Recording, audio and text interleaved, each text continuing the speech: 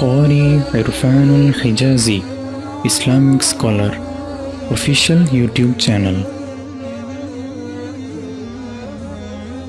السلام علیکم ورحمۃ اللہ وبرکاتہ۔ ان الحمد للہ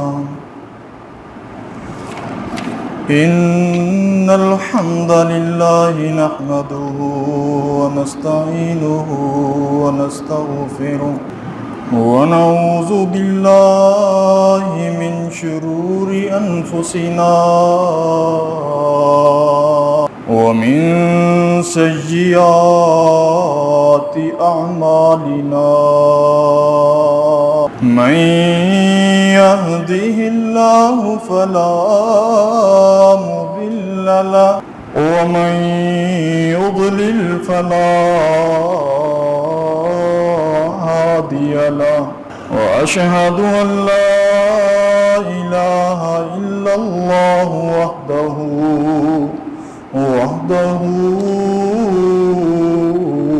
لا شريك له وأشهد أن محمدا عبده ورسوله فقال الله عز وجل في كتابه المجيد أعوذ بالله السميع العليم من الشيطان الرجيم من همزه ونفخه ونفثه الذين يحملون العرش ومن حوله يسبحون بحمد ربهم ويؤمنون به ويستغفرون للذين آمنوا ربنا وسعت كل شيء رحمة وعلما فاغفر للذين تابوا واتبعوا سبيلك وقهم عذاب الجحيم ربنا وادخلهم جنات عدن التي وعدتهم ومن صلح من آبائهم وأزواجهم وذرياتهم إنك أنت العزيز الحكيم۔ ہر قسم کی حمد و ثنا، کبریائی، بڑائی، تعریفات، تسبیحات، تحلیلات اللہ وحدہ لا شریک خالق کائنات مالک ارض و سما کے لیے، اور درود و سلام حبیب کبریا احمد مجتبی محمد الرسول اللہ صلی اللہ علیہ وآلہ وسلم کی ذات گرامی۔ سورۃ المؤمن آیت نمبر 7 اور 8 خطبہ میں تلاوت کی گئی۔ اس کا ایک نام سورہ غافر بھی ہے۔ مومن کی شان ہی اللہ کے ہاں اتنی ہے، ایک مسلمان کی شان، مقام، مرتبہ اللہ جل جلالہ کے ہاں اتنا ہے، اتنا بلند ہے۔ ایک تو اللہ نے اسی کے نام کی ایک سورت نازل فرما دی، اور اس سورت کے اندر جو مومنوں کی شان بیان کی ہے کہ ایک انسان اس پہ اللہ کا شکر ہی ادا کر سکتا ہے کہ اللہ کریم نے مجھے مسلمان بنایا، مومن بنایا۔ اللہ رب العالمین ارشاد فرماتے ہیں الذین یحملون العرش ومن حولہ یسبحون بحمد ربہم ویؤمنون بہ۔ اس روئے ارضی کے اوپر آسمان ہے، اور آسمانوں میں بھی سب سے اوپر رب العالمین کا عرش ہے۔ عرش سے بڑی اور عرش سے بلند و بالا کوئی اور جگہ اس کائنات میں نہیں، جہاں تک کسی بھی اس کی مخلوق کی پہنچ نہیں ہے، سوائے جن مقربین فرشتوں کو اللہ نے عرش کو اٹھانے پر مامور کر رکھا ہے۔ اللہ رب العالمین فرماتے ہیں وہ میری مخلوق، وہ میرے فرشتے، جو فرشتے عرش کو اٹھائے ہوئے ہیں، حاملین عرش ہیں، وہ اور ان کے ساتھ جو ارد گرد قریب کے فرشتے ہیں، مقرب ترین فرشتے ہیں، وہ ہر وقت اپنے پروردگار کی ایک تو حمد کرتے ہیں، اس کی پاکی بیان کرتے ہیں، اللہ پر ایمان رکھتے ہیں، اس کے ساتھ ساتھ کرتے کیا ہیں؟ وَيَسْتَغْفِرُونَ لِلَّذِينَ آمَنُوا، اور وہ ایمان والوں کے لیے بخشش مانگتے رہتے ہیں۔ یہ ہے مقام ایک مسلمان کا، ایک خاکی، ایک فرشی، اس زمین کے اوپر رہنے والی مخلوق میں سے ایک مخلوق ایسی ہے، ایک شخصیت ایسی ہے کہ جس کا تذکرہ آسمانوں پہ ہوتا ہے، آسمانوں سے بھی بلند اللہ کے عرش کے اٹھانے والے اس کے لیے دعا مانگ رہے ہیں۔ وَيَسْتَغْفِرُونَ لِلَّذِينَ آمَنُوا، ایمان والوں کے لیے وہ بخشش مانگ رہے ہیں۔ کون؟ حاملین عرش، عرش کے اٹھانے والے فرشتے۔ اور وہ کہتے کیا ہیں؟ ربنا وسعت كل شيء رحمتا وعلما، تو ہر چیز پر حاوی ہے، تیرا علم ہر چیز پر حاوی ہے، تیری رحمت ہر چیز پر حاوی ہے۔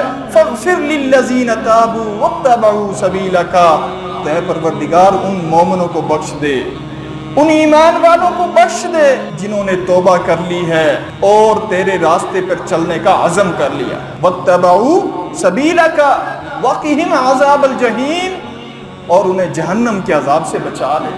اے پروردگار ان کو ان جنتوں میں داخل فرما جن جنتوں آپ نے ان مومنوں سے وعدہ فرما رکھا ہے۔ ومن صلح من آبائہم، ان کے ذریتوں میں سے، ان کی اولاد میں سے، ان کی بیویوں میں سے جو بھی ایمان والا ہے اور تیرے راستے پہ چل رہا ہے، اے اللہ سب کو بخش دے۔ یہاں سے معلوم ہوتا ہے کہ پروردگار اپنے بندہ مومن سے کتنا پیار کرتا ہے۔ ان آیتوں کی تفسیر علامہ اقبال رحمۃ اللہ علیہ کچھ یوں فرماتے ہیں: ہر لحظہ ہے مومن کی نئی شان نئی آن، ہر لحظہ ہے مومن کی نئی شان نئی آن، کردار میں گفتار میں اللہ کی برہان، غفاری و قہاری و قدوسی و جبروت، یہ چار عناصر ہو تو بنتا ہے مسلمان۔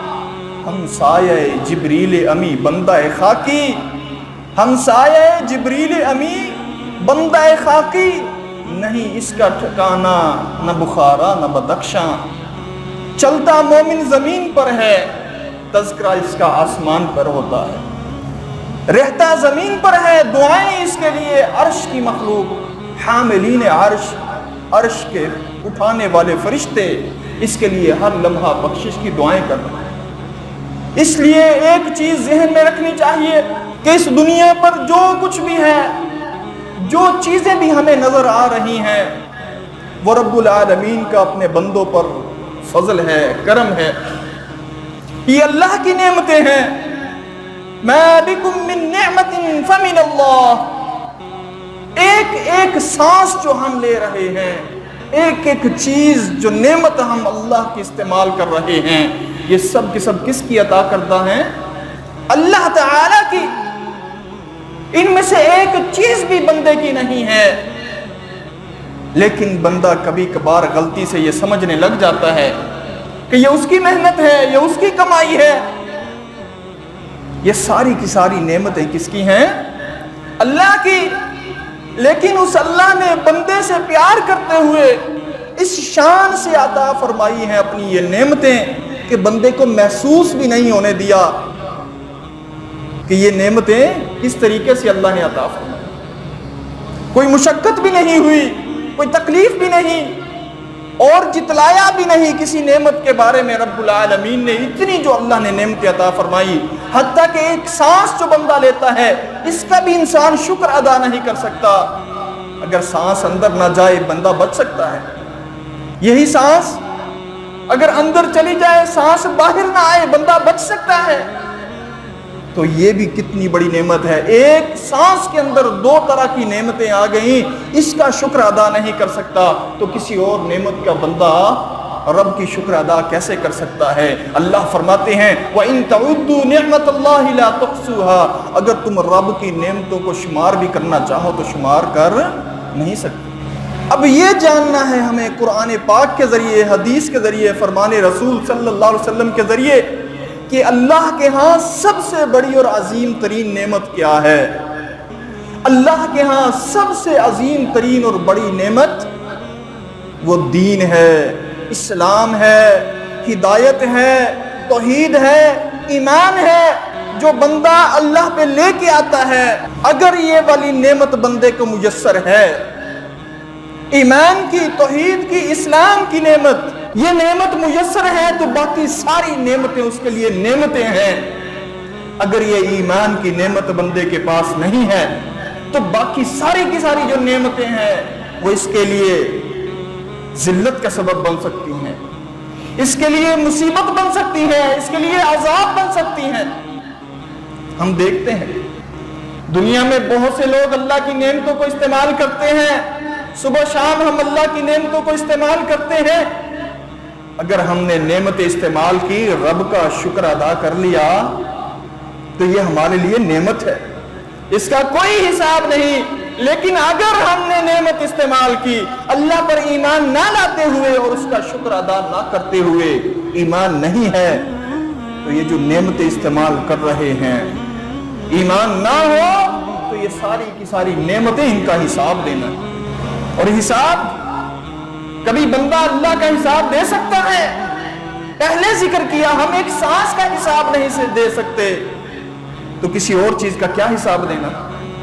جب ایک بندے کو بندہ پھنسانا چاہے، ایک بندے کا مالک، باس، ایک کمپنی کا اپنے ملازم کا حساب لینا چاہے، پھنسانا چاہے، بندہ 100 طریقے استعمال کرے، حساب سے پھنسنے سے بچ نہیں سکتا جب مالک کا ارادہ ہی پھنسانے کا۔ لیکن جب اللہ خالق الکائنات، مالک ارض و سما، بندے کا جب حساب لے گا، کیا بندہ بچ سکتا ہے؟ اس لیے نبی مکرم صلی اللہ علیہ وآلہ وسلم جب ارشاد فرماتے ہیں، حدیث میں آتا ہے فَمَن نُوكِشَ الْحِسَابَ هَلَكَ، جس سے اللہ نے حساب لے لیا نا وہ ہلاک ہو گیا۔ جس سے اللہ پاک نے حساب لینا شروع کر دیا وہ ہلاک ہو گیا۔ سیدہ عائشہ صدیقہ رضی اللہ تعالی عنہا فرماتی ہیں، یا رسول اللہ نے یہ نہیں فرمایا کہ فَأَمَّا مَنْ أُوتِيَ كِتَابَهُ فَسَوْفَ يُحَاسَبُ حِسَابًا يَسِيرًا، کہ کچھ لوگوں کا تو حساب بڑا آسان ہوگا۔ اللہ کریم کے نبی فرماتے ہیں صلی اللہ علیہ وسلم، یا عائشہ انما ذالک عرض، یہ تو صرف پیشی ہے۔ اللہ پاک اپنے بندے کو بلائیں گے، اس کے اوپر اپنی کبریائی کا پردہ ڈالیں گے، اس کو چھپائیں گے اور اس کو کہیں گے، اس کے گناہ یاد کروائیں گے، تم نے یہ گناہ کیا، یہ نافرمانی کی۔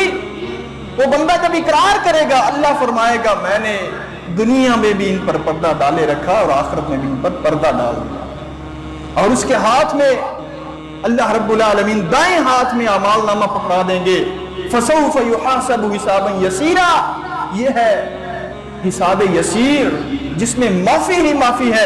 اللہ اپنے بندوں کو بہانے تلاش کرتے ہیں معاف کرنے کے، اس میں سے سب سے عظیم بہانہ ہم یہ دیکھ رہے ہیں رمضان کا مہینہ، بخشش ہی بخشش، عنایت ہی عنایت، رحمت ہی رحمت۔ لیکن اگر اللہ پکڑنے پہ آ جائے، اگر حساب لینے پہ آ جائے تو ایک ہی بات پہ اللہ رب العالمین حساب چکتا کر دے، تو میری کسی نعمت کا شکر ادا کر ہی نہیں سکتا۔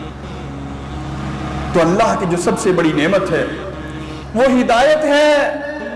اللہ کریم فرماتے ہیں من یرید اللہ بہ خیرا یفقہہ فی الدین، رب العالمین جس کے ساتھ بھلائی کا، نیکی کا ارادہ فرماتے ہیں اسے دین کی سمجھ عطا فرماتے ہیں، اس کی زبان سے کلمہ طیبہ جاری ہوتا ہے، وہ اللہ پر ایمان لاتا ہے، محمد مصطفیٰ صلی اللہ علیہ وسلم پر ایمان لے آتا ہے۔ یہ مومن، یہ اللہ کی بہت بڑی ایک نعمت ہے کہ اس نے اسلام قبول کر لیا۔ ہم اللہ کی کسی اور نعمت کا اتنا شکر ادا نہیں کر سکتے جتنا ہمیں شکر ادا کرنا چاہیے کہ اللہ نے یہ انعام کیا ہے، رضیت لکم الاسلام دینا۔ اس اللہ نے اسی بندہ مومن کو بخشنے کے لیے، اس کو معاف کرنے کے لیے دنیا میں اتنی رحمتیں عطا فرمائی ہیں۔ ہم دنیا دار کیا کرتے ہیں، دنیا کے اندر 20-22 سال ہم محنت جد و جہد کرتے رہتے ہیں کہ باقی 20-22 سال ہم ذرا اچھی زندگی گزار لیں، ذرا نعمتوں والی زندگی گزار لیں، سکون والی زندگی گزار لیں۔ لیکن اللہ رب العالمین ہمیں اس دنیا کے ذریعے آخرت کی جو نعمتیں عطا فرمائیں گے، اس دنیا کے اعمال کے ذریعے ہم حساب لگا سکتے ہیں کہ وہ پروردگار اپنے بندوں کو کتنی عطا کرتا ہے، مزدوریاں کتنی دیتا ہے، اپنے بندوں کو جزا کتنی دیتا ہے، انعام کتنا دیتا ہے، بندہ کبھی حساب بھی لگا نہیں سکتا۔ یہ ایک مہینہ آتا ہے، ہم اس میں سنتے ہیں کہ جس نے اللہ کی رضا کے لیے روزے رکھے ایمان اور احتساب کی نیت کے ساتھ، غفر لہ ما تقدم من ذنبہ، اس کے تمام تر اللہ رب العالمین پچھلے گناہ معاف فرما دیتے ہیں۔ جس نے راتوں کا قیام کیا رمضان کی، اللہ اس کے پچھلے سارے گناہ معاف فرما دیتے ہیں۔ اللہ رب العالمین اپنے بندے سے پیار ہی اتنا کرتے ہیں، مومن بندے سے جس نے کلمے کا اقرار کر لیا وہ اللہ کے ہاں مومن بندہ ہے، اللہ رب العالمین نے اس کو بخشنا ہے، اس کو معافی کے بہانے تلاش کرنا۔ لیکن جو بندہ اللہ رب العالمین کی ان نعمتوں کو استعمال کرتا ہے، رب کا شکر نہیں ادا کرتا، ایمان نہیں لاتا، اور وہ یہ نعمتوں کے بارے میں سمجھتا ہے یہ میری عقل سے ہے، یہ میری محنت ہے، جد و جہد ہے، اس میں یہ میری کمائی ہوئی چیزیں ہیں، اس میں اور قارون میں کوئی فرق نہیں۔ قارون کے بارے میں کیا فرمایا گیا؟ ان قارون کان من قوم موسیٰ، موسیٰ علیہ السلام کے رشتہ داروں میں سے قارون بھی تھا۔ وہ کیا کہا کرتا تھا؟ خزانوں کے، اللہ نے اس کو اتنے خزانے عطا فرمائے، خزانوں کے ڈھیر عطا فرمائے کہ اس کی چابیاں اونٹوں کی ایک جماعت اٹھایا کرتی تھی۔ لیکن اس نے کیا کہا؟ یہ میری عقل سے کمائے ہوئے ہیں، یہ نعمتیں، یہ جو خزانے ہیں میرے پاس، یہ اللہ کی عطا نہیں ہے، یہ کس کی ہے؟ میری اپنی محنت اور جد و جہد اور کوشش ہے۔ اللہ کیا فرماتے ہیں؟ فَخَسَفْنَا بِهِ، ہم نے اس کو زمین میں دھنسا دیا، اس کو اور اس کے تمام مال و اسباب کو خزانوں سمیت زمین میں دھنسا دیا۔ اللہ پاک کو غصہ تب آتا ہے، اللہ ناراض تب ہوتے ہیں جب انسان اللہ کی زمین پر رہتے ہوئے اللہ کی نعمتوں کو استعمال کرتے ہوئے اس کا شکر ادا نہ کرے، اس پر ایمان نہ لائے۔ تو اس کے لیے ایمان لانا یہ بہت ضروری ہے، اور ایمان لانے کے بعد شکر گزار بندہ بن کے رہنا وہ بہت ضروری ہے، اور اللہ کی نعمتوں کی قدر کرنی بہت ضروری ہے۔ یہ جو نعمتیں ہیں ان نعمتوں میں سے قرآن اللہ کی سب سے بڑی اور عظیم نعمت ہے۔ یہ قرآن رمضان کے اندر ہمیں رب کے قریب کرتا ہے، رحمان کے قریب کرتا ہے۔ یہ اللہ کے نبی صلی اللہ علیہ وسلم کا زندہ اور جاوید معجزہ ہے۔ پیارے نبی محمد مصطفیٰ صلی اللہ علیہ وسلم نے فرمایا، مجھ سے پہلے جتنے انبیاء آئے ان کو معجزے عطا کیے گئے، اور اتنے معجزے عطا کیے گئے جتنی اس کی امت کو اللہ نے جنت میں داخل کرنا تھا، جتنی اس کی امت بڑھانی تھی۔ تو چونکہ میری امت سب سے بڑی امت ہوگی، سب سے زیادہ جنت میں جائیں گے میری امت سے لوگ، تو اس لیے نبی صلی اللہ علیہ وسلم نے فرمایا میرا معجزہ وہ بھی قیامت تک باقی رہنے والا ہے۔ یہ عظیم معجزہ قرآن کی صورت میں اللہ نے عطا فرمایا۔ یہ قرآن، اس کے معجزہ ہونے کے لیے یہی کافی ہے کہ اللہ رب العالمین نے اب تک اس کو باقی رکھا ہوا۔ کوئی کتاب دنیا کی 100 سال بھی نہیں اس دنیا کے اندر ٹھہرتی، اس میں مکمل تبدیلی ہو جاتی ہے، تحریف ہو جاتی ہے، لیکن یہ قرآن اللہ نے فرمایا یہ میرا اتنا عظیم معجزہ ہے، جب تک کائنات ہے یہ قرآن باقی ہے، اور جب تک قرآن باقی ہے یہ صحیح اپنی اصل شکل اور صورت میں باقی۔ یہ قرآن اللہ کی رحمت کا ایک منظر ہے جو ہمیں دکھائی دیتا ہے۔ ایک ہم اللہ کی رحمت کو اپنی آنکھوں کے سامنے دیکھ رہے ہیں، منزل من اللہ کتاب۔ یہ کتاب، اس کے فوائد، اس کی رحمت ہمارے درمیان اتنی ہے، اللہ کتنا رحیم ہوگا۔ یہ اللہ رب العالمین کی رحمتوں کا ایک ہم منظر دیکھ سکتے ہیں اس کتاب کے ذریعے۔ جب ہم دیکھتے ہیں کہ کسی کو ایک حکایت سنائی جائے، ایک واقعہ سنایا جائے، کچھ عرصے بعد ہم اس کو وہی دوبارہ سنائیں تو وہ کہتا ہے کیا سر کھا رکھا ہے، یہ سنا تو ہوا ہے۔ لیکن یہ قرآن ایسا عظیم ہے جس کو جتنی بار پڑھیں گے اتنی بار ہمیں نئی اس میں لذت محسوس ہوگی، نیا سکون آئے گا، اللہ کی ہم رحمت کو نئے سرے سے محسوس کریں گے۔ کوئی بھی کلمات ایسے نہیں ہیں، کوئی کہانیاں ایسی نہیں ہیں کہ کوئی پڑھتا چلا جائے باقی سامعین چپ کر کے گھنٹوں کھڑے ہوں۔ قرآن پاک ایسی عظیم کتاب ہے، ہر سال پوری زندگی مسلمان کھڑے اس کو سنتے ہیں، بار بار سنتے ہیں، بار بار سنتے ہیں، ان کے دل اور زیادہ روشن اور منور ہوتے ہیں۔ اکتاتے ہیں ذرا بھی نہیں، وہی آیتیں بار بار اس میں دہرائی جاتی ہیں۔ آج اختتام ہے، تکمیل قرآن پاک ہے، اس سے پہلے جو صورتیں گزری ہیں اور آج جو صورتیں گزریں گی ہر مسلمان کو یاد ہیں، بار بار سنی ہوئی ہیں۔ سورۃ الرحمن ہر آیت کے بعد فَبِأَيِّ آلَاءِ رَبِّكُمَا تُكَذِّبَانِ کتنی دفعہ آتا ہے، اور مسلمانوں کو سب سے زیادہ لذت ہی اسی سورت کے پڑھنے میں آتی ہے۔ اکتاتا ہے، اکتاہٹ محسوس ہی نہیں ہوتی۔ اس سے اگلی سورت لے لے وَلَقَدْ يَسَّرْنَا الْقُرْآنَ لِلذِّكْرِ فَهَلْ مِن مُدَّكِرٍ بار بار بندہ پڑھتا ہے اور مسلمان اس میں بار بار لذت ہی لذت محسوس کرتا ہے۔ اسی طرح اللہ کی جو کتاب کے اندر نعمتوں کا ذکر ہے، قرآن پاک کے اندر جو جنت میں بندے کو نعمتیں ملیں گی، وہ بھی اسی طریقے سے وہ نعمتیں جنت کی اتنی زیادہ ہوں گی، ایک تو بندہ شمار نہیں کر سکے گا، اور دوسرا ان کو بار بار استعمال کرے گا۔ ان نعمتوں میں بندے کو اکتاہٹ نہیں ہوگی، ہر دفعہ نئی لذت محسوس کرے گا۔ تو ہمیں اللہ کا شکر ادا کرنا چاہیے، اس پروردگار ذوالجلال والاکرام نے ہمیں یہ قرآن کریم عطا فرمایا، یہ رمضان کا مہینہ عطا فرمایا، اور سب سے بڑا شکر کس چیز کا ادا کرنا ہے کہ اللہ نے ہمیں ایمان کی دولت عطا فرمائی۔ ایمان کے بغیر زندگی سوائے ذلت اور رسوائی کو اور کچھ نہیں ہے۔ ہم مسلمان ہو کے یہ سمجھتے ہیں کہ کوئی یہ بڑی بات نہیں ہے، یہ بڑی بات اس وقت معلوم ہوگی جب قیامت کا روز ہوگا۔ اللہ قرآن میں فرماتے ہیں ربما یود الذین کفروا لو کانوا مسلمین، سب سے بڑی کافر یہ تمنا کریں گے کاش ہم لوگ مسلمان ہو جاتے۔ اور مسلمان جس نے کلمہ پڑھ لیا اللہ رب العالمین اس کو جنت میں داخل کر دیتے ہیں۔ اللہ کے نبی صلی اللہ علیہ وسلم نے کئی ایسے لوگوں کو کلمہ پڑھایا، اس کے بعد ان کی موت واقع ہو گئی، اللہ کے نبی صلی اللہ علیہ وسلم نے فرمایا جس نے جنتی دیکھنا ہو اس کو دیکھ لے۔ بہت مشہور واقعہ ہے، ایک یہودی کا بیٹا بیمار ہوتا ہے، اللہ کے نبی صلی اللہ علیہ وسلم اس کی عیادت کو جاتے ہیں، آخری اس کی سانسیں جاری ہے، اللہ کے نبی فرماتے ہیں بیٹا کلمہ پڑھ لو۔ وہ اللہ کے نبی صلی اللہ علیہ وسلم کی بات مانتے ہوئے کلمہ پڑھ لیتا ہے۔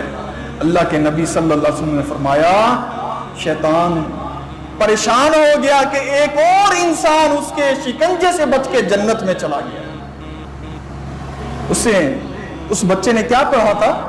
صرف کلمہ پڑھا تھا، لا الہ الا اللہ محمد الرسول اللہ۔ نبی کریم صلی اللہ علیہ وآلہ وسلم کے پاس ایک شخص آتا ہے، اونٹنی پہ سوار ہے، کھڑے کھڑے سوالات کرتا ہے، آپ اللہ کے نبی ہیں؟ نبی صلی اللہ علیہ وسلم نے فرمایا ہاں میں اللہ کا نبی اور رسول ہوں۔ وہ پوچھتا ہے اللہ نے کیا کیا فرض کیا ہے؟ نبی صلی اللہ علیہ وسلم فرماتے ہیں 5 نمازیں دن میں، سال میں 1 مہینہ روزے، زکوٰۃ اور حج، لمن استطاع جو اس کی استطاعت رکھے۔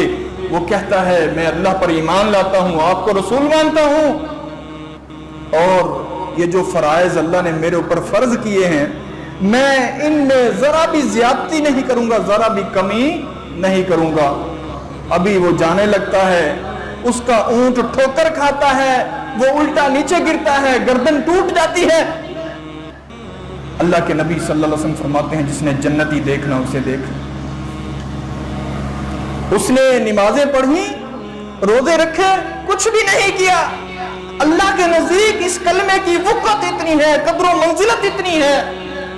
آج ہم مسلمان تو ہو گئے ہیں لیکن ہم اپنے ہی اسی کلمے کو ضائع کر رہے ہیں۔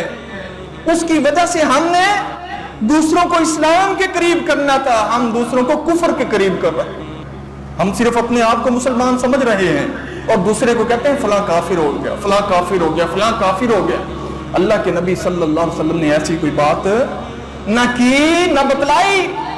منافقین مدینہ جن کا निफाक इतना वाज़े था, अल्लाह ने अल्लाह के नबी सल्लल्लाहु अलैहि वसल्लम को उनके नाम बतला दिए। कुरान पाक में आता है कि कुछ ऐसे हैं जिनके बारे में अल्लाह के नबी को बता दिया गया था ये पक्के मुनाफिक हैं, लेकिन अल्लाह के नबी सल्लल्लाहु अलैहि वसल्लम उनको किन में शुमार करते रहे?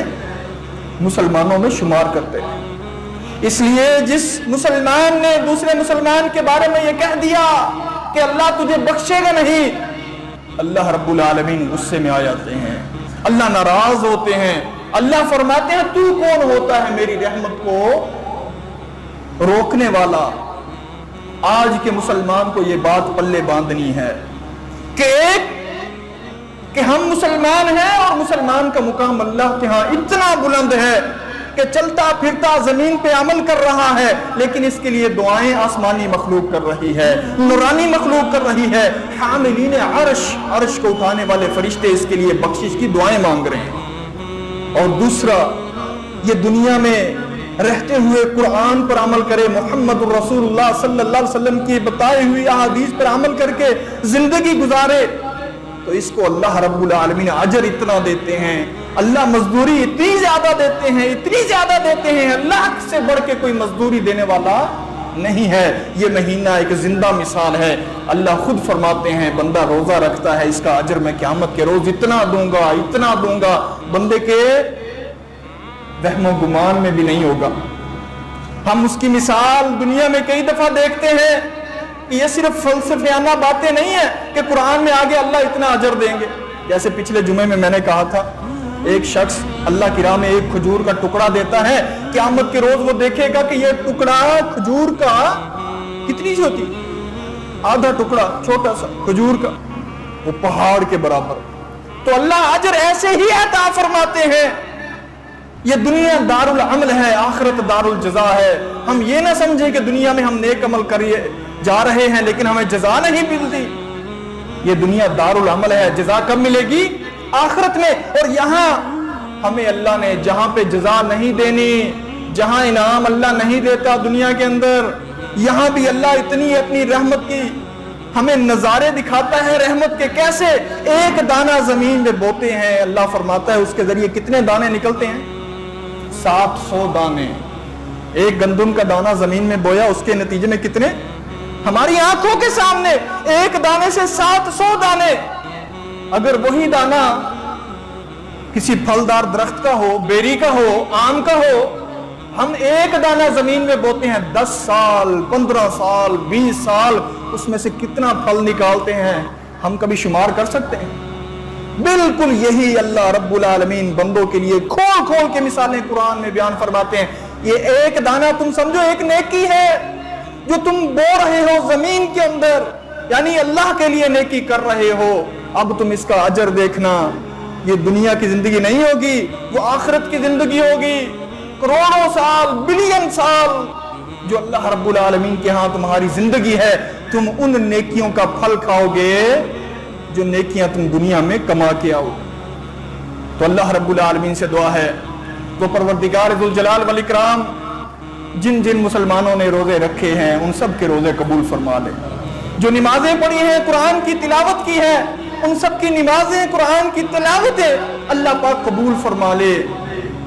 और ये महीना हमें जैसे कुरान के करीब करने का आता है, वैसे ही हाफिजों के करीब करने के लिए भी आता है।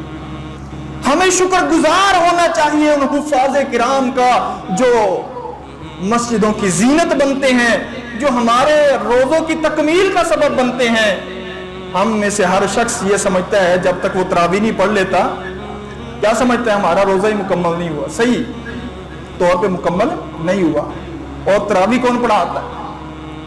हर शख्स तरावी पढ़ाने के काबिल वो हुफ़ाज़े किराम जो हिफ्ज़ करते हुए 4-4 साल पहले लगाते हैं, एड़ियां रगड़ते हैं, घुटने रगड़ते हैं, अल्लाह उनके सीनों के अंदर फिर कुरान उतारता है।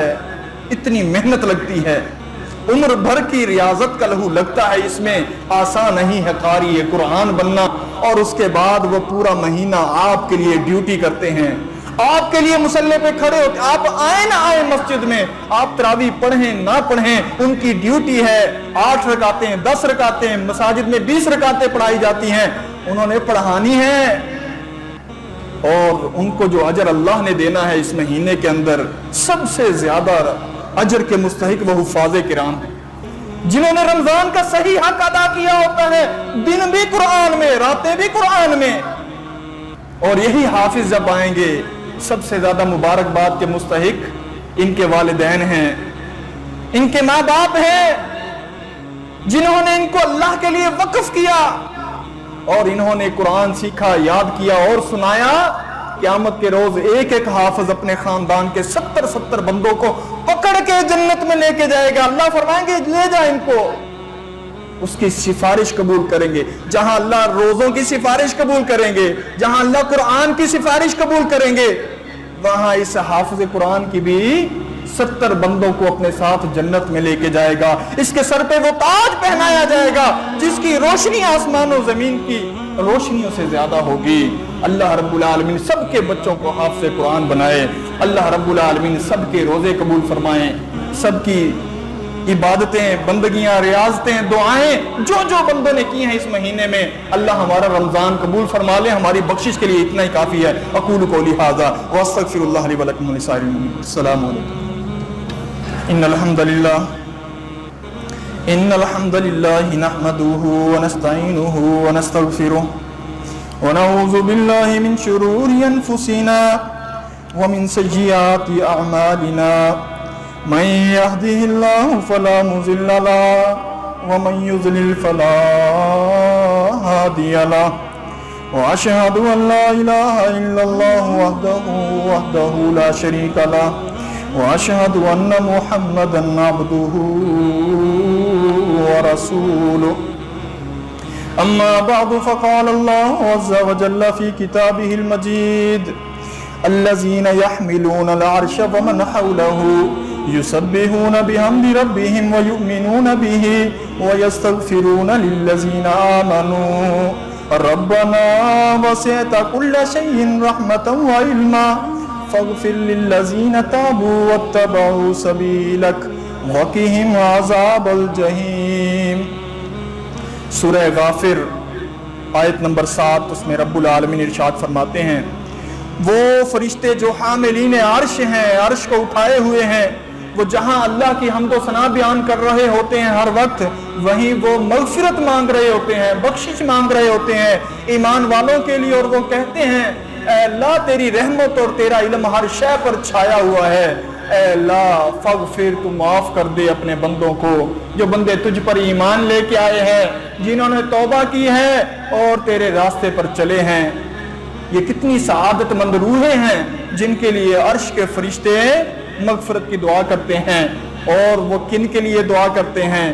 نبی کریم صلی اللہ علیہ وسلم نے فرمایا قرآن یہ بہت عظیم کتاب ہے، لیکن جو اللہ کا ذکر ہے معمولی سا بھی، اس کو بھی آپ حقیر نہ سمجھو۔ جہاں بھی اللہ کا نام لیا جاتا ہے، چھوٹی سی چاہے مجلس ہے، جہاں اللہ کا نام لیا جا رہا ہے اس مجلس کے اندر آسمانی فرشتے اس مجلس کو ڈھونڈتے ڈھونڈتے وہاں پہنچ جاتے ہیں۔ وغشیتہ الرحمہ، جہاں فرشتے ان کو ڈھانپ لیتے ہیں، اللہ کی رحمت بھی ڈھانپ لیتی ہے۔ وذکرہم اللہ فی من عندہ، اللہ رب العالمین عرش پہ ان لوگوں کا ذکر فرماتے ہیں۔ اللہ کے نبی صلی اللہ علیہ وسلم فرماتے ہیں ان میں ایک شخص ایسا بھی ہوتا ہے کہ جو جمعہ پڑھنے کے لیے نہیں آیا ہوتا، جو ذکر میں شامل ہونے کے لیے نہیں آیا ہوتا، ویسے ہی تھکاوٹ اتارنے کے لیے وہاں بیٹھ جاتا ہے۔ فرشتے اس کا ذکر کرتے ہیں، اللہ وہ تو ذکر میں شامل ہونے کے لیے آیا ہی نہیں تھا۔ اللہ فرماتے ہیں یہ مجلس ہی اتنی بابرکت ہے، لا یشقی جلیسہم، جس کا پلو بھی ان کے ساتھ لگ گیا وہ بھی بخشا گیا۔ اللہ ان سب کو، اللہ فرشتوں کو گواہ بیان کرتے ہیں کہ اے فرشتوں گواہ ہو جاؤ میں نے ان سب کو بخش دیا ہے۔ تو یہ تو مجلس بہت بڑی ہے۔ اللہ رب العالمین سے دعا ہے اللہ ہم سب کو بخش دے، اللہ پاک ہم سب کو معاف فرما دے، اللہ پاک ہم سب پہ رحمت فرمائے۔ سبحان ربک رب العزت عما یصفون وسلام علی المرسلین والحمد للہ رب العالمین۔